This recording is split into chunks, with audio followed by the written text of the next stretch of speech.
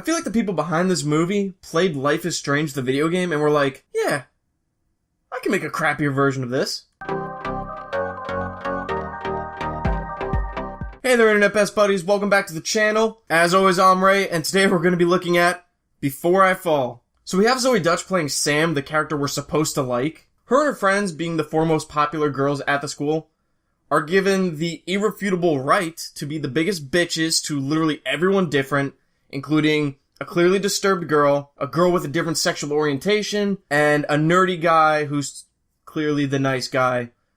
And those are the only ones we actually see, but clearly there's more. Sam's also dating the hottest guy at the school. I bet you can tell where that story's gonna go. So anyway, the girls, for some reason, are invited to and then go to the nerdy nice guy's party because his mom's out of town. Later in the night, the girls decide to drive home and get into a car accident where they either die or are left unconscious. I'm pretty sure they die. But no, Sam wakes up because she has to relive the last day of her life in order to fix all of her mistakes. Think Groundhog's Day with an even worse version of Mean Girls.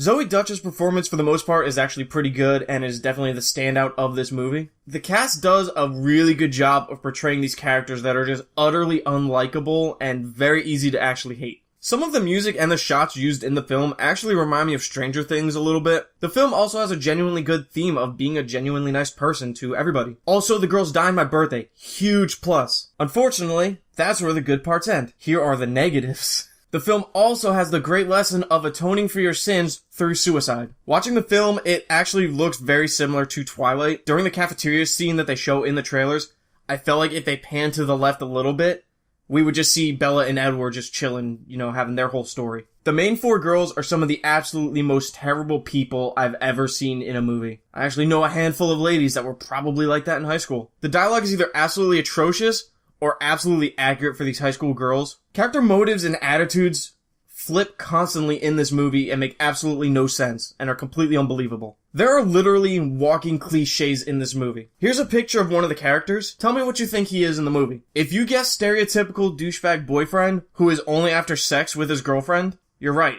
Here's another one. If you guess nerdy guy that ends up getting the girl at the end, you're right. There are also characters in the movie that serve absolutely no purpose and add nothing to the movie. The story honestly felt like a lot of young adult novels just crammed into one scatterbrained movie. They honestly break the rule of how time resets very early on in the film. It's very inconsistent and it really annoys me. And the movie just ends with no resolution or explanation as to really what's going on. Before I Fall gets a 2 out of 10. Now I understand I am not the demographic for this film, being a 25-year-old guy, but that doesn't excuse this movie for being an absolute train wreck. So this question is going to be geared more towards the actual readers of the book that the film's based on. Let me know down in the comments area, is there a sequel to this book? The film sets up for somewhat of a sequel, but I just don't really care enough to do the research on my own. As always, if you haven't done so already, definitely go down and subscribe so you can stay up to date with all the videos I put out. Thanks again for watching, everybody. See ya.